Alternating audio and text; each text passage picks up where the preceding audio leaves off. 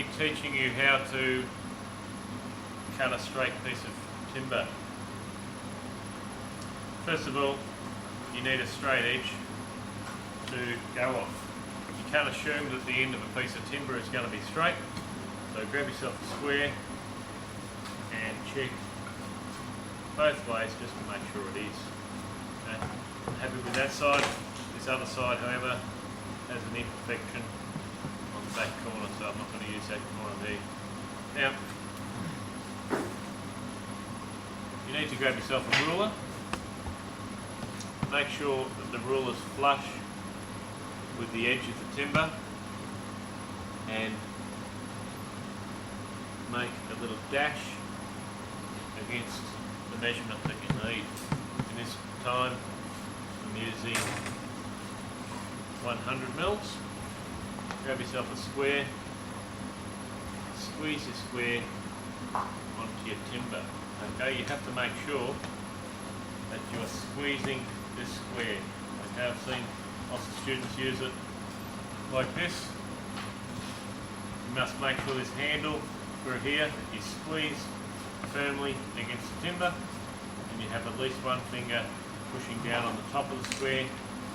Keep it all right. I'm going to put my pencil down and do the line, and on the front I'm going to squeeze the square again and put a line on the front of the timber as well. Once you've done that, the piece is ready. I'm just going to put a little squiggly sign on the waist side of this timber so that you know which side you need to keep. Over to the bench hook. This is our bench hook. You need to know that these bench hooks are left and right hand use. At the moment it's in the right hand position. You flip it straight over, it goes into the left hand position. Okay.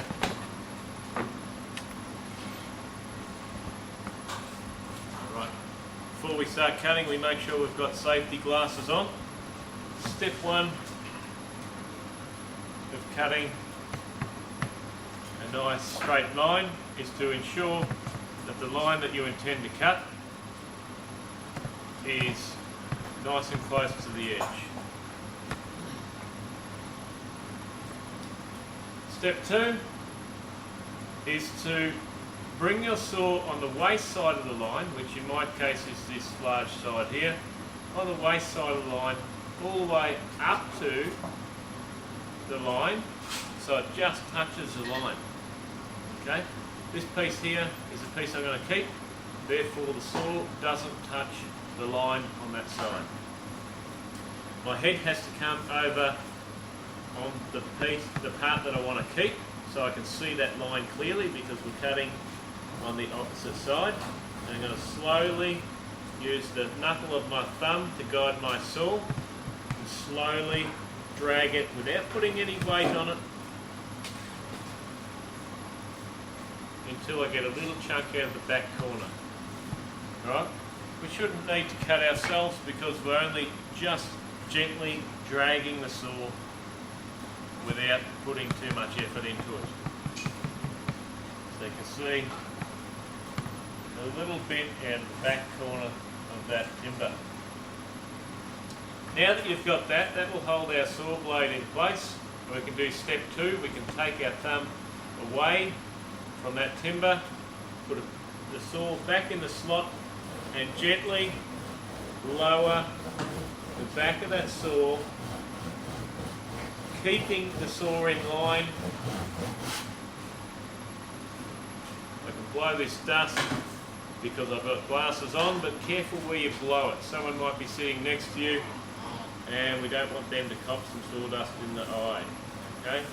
After you've cut the little slot in the top of the timber, it should be about 1 or 2 millimetres deep, just along the top, and you should just see a little bit of that pencil line left. Once that's done, we can go into step number 3. The saw will fit into this slot neatly.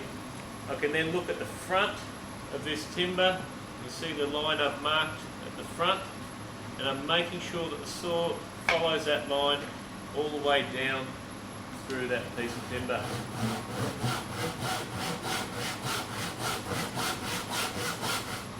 If you get about 1/3 of the way through this piece of timber and it's not cutting straight, there's no point in going any further. You have to stop. You have to pull the saw back up to the top, start from the top, put the saw on an angle that you want to cut more, and then saw down through the timber again. You have to do that in quite a few steps, but it's better to get the practice of just cutting straight in the first place. So when you're practicing, you'd want to mark about 10 or 20 of these lines and keep practicing until you get that knack. Okay, finish this line off.